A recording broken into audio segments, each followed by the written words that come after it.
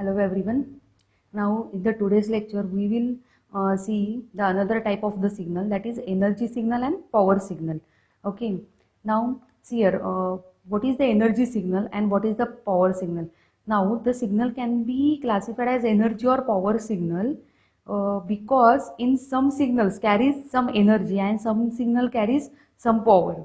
Okay, so but it is not necessary that every signal should be energy signal or a power signal. Okay, so see here, the energy signal is one which have finite energy and zero average power. Hence x of t is an energy signal if. Okay, now energy signal साठी काय there is one condition, that is E is in between 0 to infinity. Okay, it should be greater than 0 and less than infinity, म्हणजे फक्त positive ॲक्सिसवर. Okay, हा हे आपलं जर x Y axis असेल, इथे 0 टू इन्फिनिटी, इकडे मायनस इन्फिनिटी. ओके, तर 0 टू इन्फिनिटीला किंवा 0 टू इकडे इन्फिनिटीला it should be 0 to infinity, म्हणजे निगेटिव्ह साईडला नसणार. ओके, अँड पॉवर काय असणार that time 0. Okay, so E is the energy of the signal and P is the lower power of the signal. इथे मिस्टेक आहे, power of the signal. Okay, the non-periodic signal like exponential signal will have the constant energy and so non-periodic signals are energy signal. Okay, म्हणजे जे पण काय non periodic signals आहेत, आता periodic signal आणि non periodic signal आपण बघितलेले. Periodic signal म्हणजे काय की एका पर्टिक्युलर टाइम नंतर तोच पिरियड काय होतो आपला, जसं की साईन वेव्ह.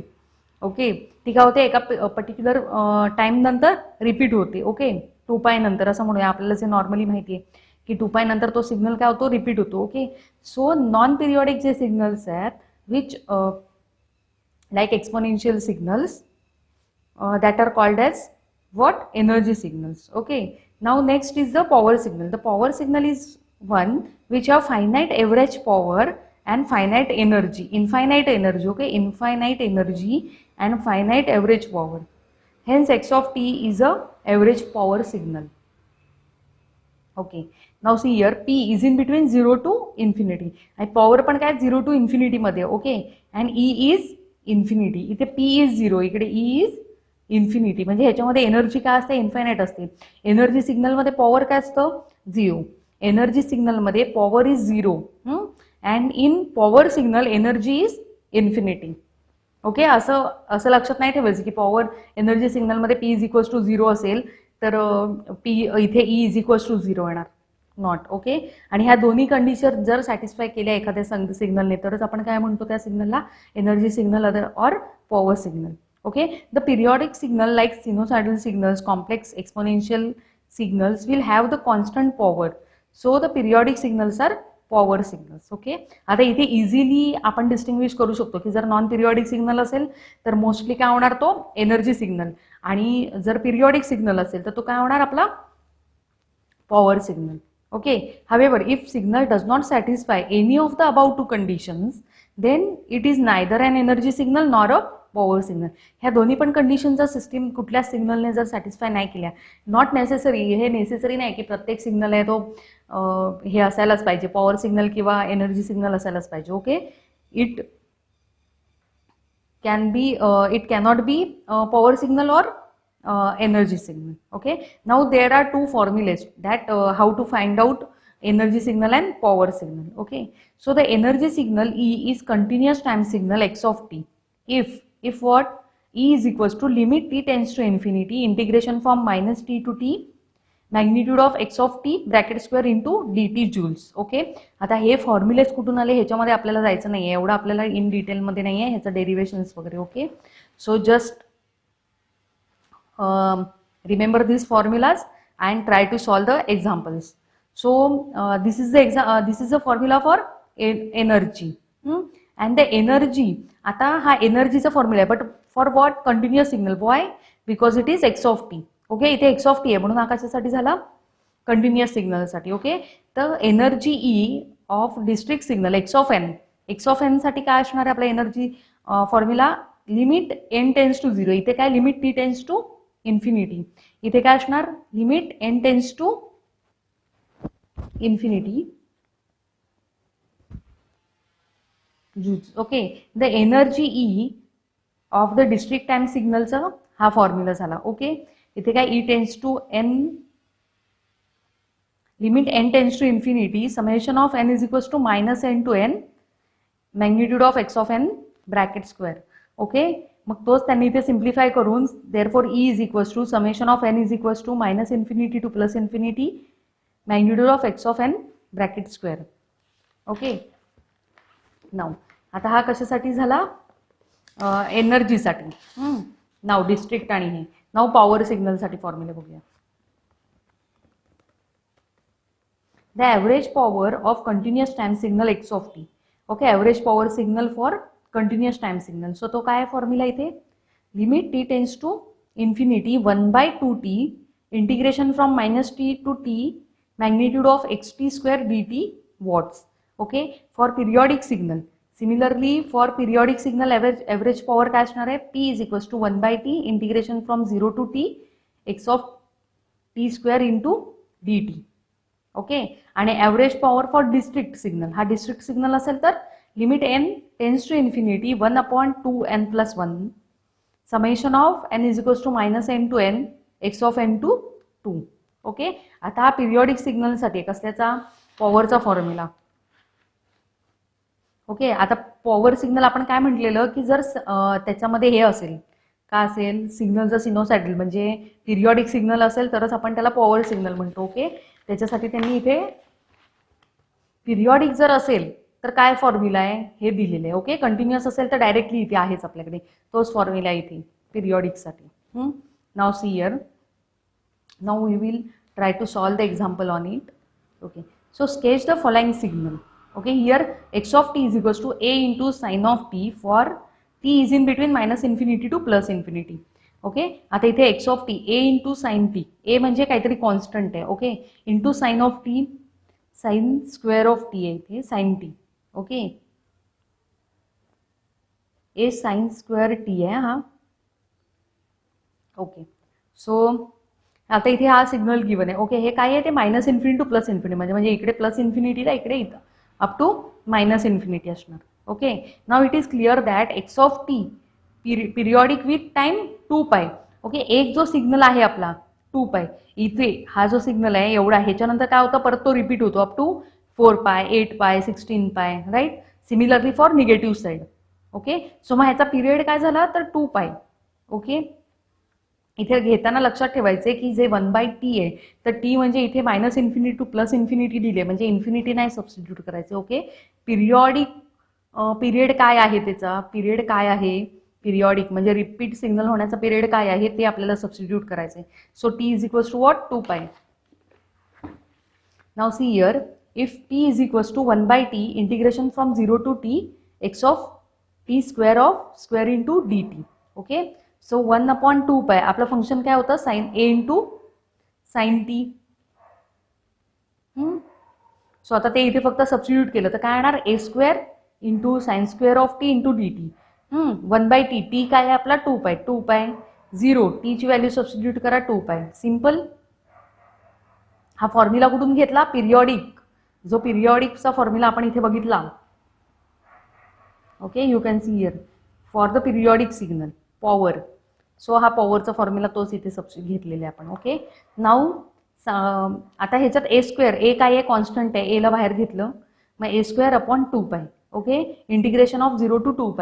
आता हे 1 - cos 2t हा काय आहे, ह्याचा हाफ अँगल फॉर्म्युला जे आहे आपल्याकडे साइन स्क्वेअर ऑफ टी, त्याचा फॉर्म्युला काय आहे हाफ अँगलचा 1 - cos 2t/2. 1/2 फॉर्म्युला असा आहे त्याचा, sine square of t is equals to 1/2 in bracket 1 - cos 2t. Okay, हा फॉर्म्युला आहे, तो फॉर्म्युलाच फक्त इथे सबस्टिट्यूट केला. Okay, into dt. आता ह्याचं इंटिग्रेशन काढायचं. हा 2 इथे बाहेर आला तर काय होणार आहे 4π into a square in bracket 1चं इंटिग्रेशन t मायनस हा 2 बाहेर आला इथे, हा 2 इकडे आहे. ओके, सो इथे काय राहिलं 1 - cos 2t.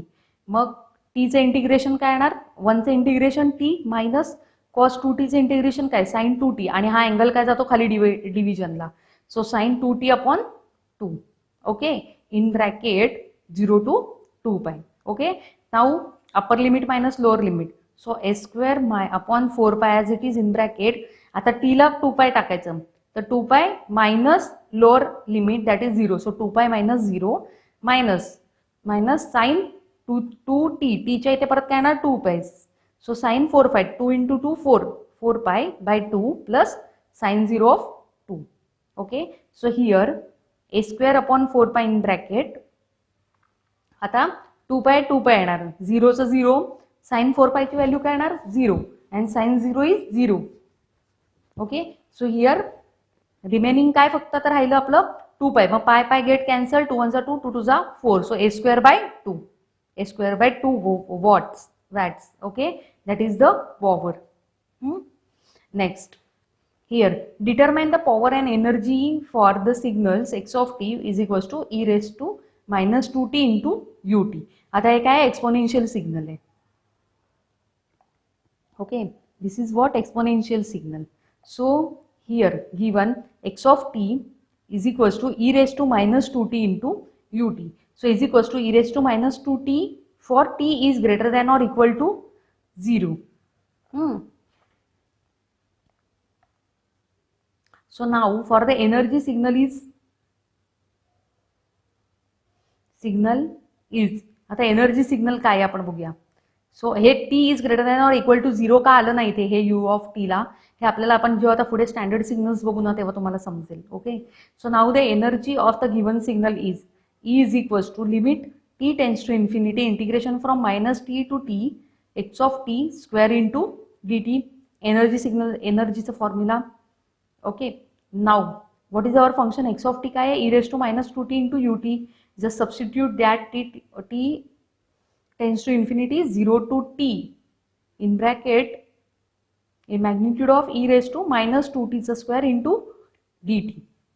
Okay, is equals to limit t tends to infinity integration of 0 to t e raised to minus 2t क्या होणार, e raised to minus 4t into dt.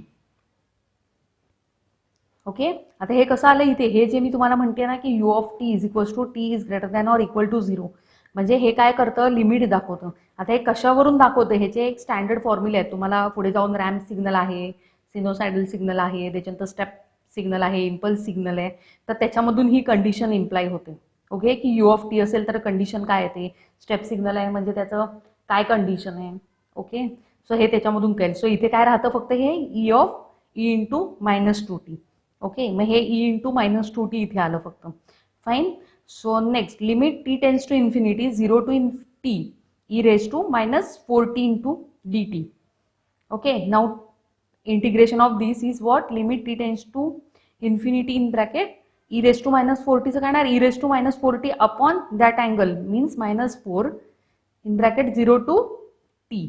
Now is equals to limit t tends to infinity in bracket. आता काय करणार, फक्त T ची value substitute करणार, म्हणजे e raised to minus 4 capital T upon minus 4 minus e raised to 0 by minus 4.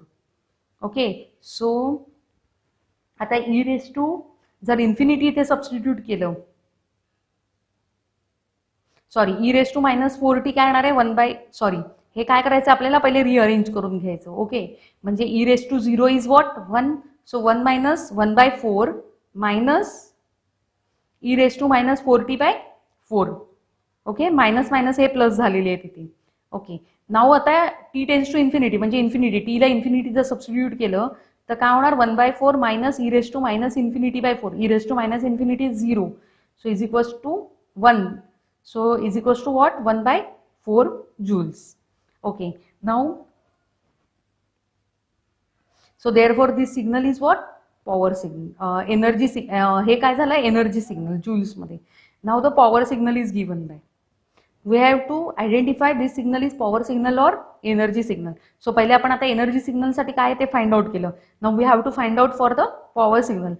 So power of a given signal is P is equals to limit t tends to infinity is equals to, formula काय आहे 1/2t in integration from minus t to t x of t square into dt.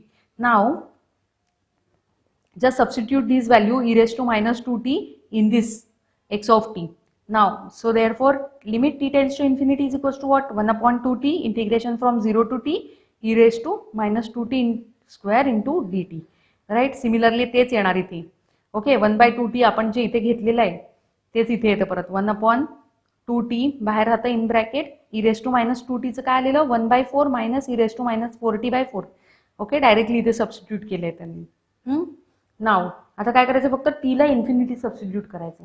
आता 1/∞ is what 0. Okay, 1/2t 2tला जर infinity ठेवलं तर 1/∞ is what 0. So answer is 0. So power is what your 0.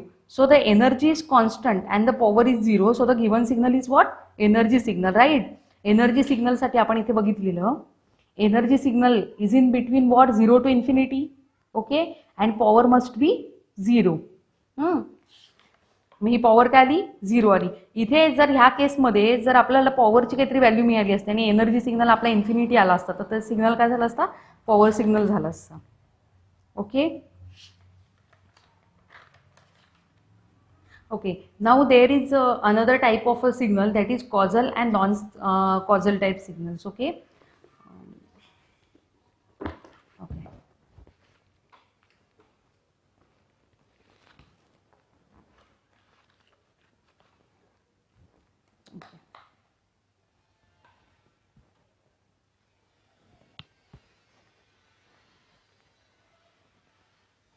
Causal and non-causal signal. Okay, now the signal is said to be causal if it is defined for n is greater than 0 or t is greater than or equal to 0.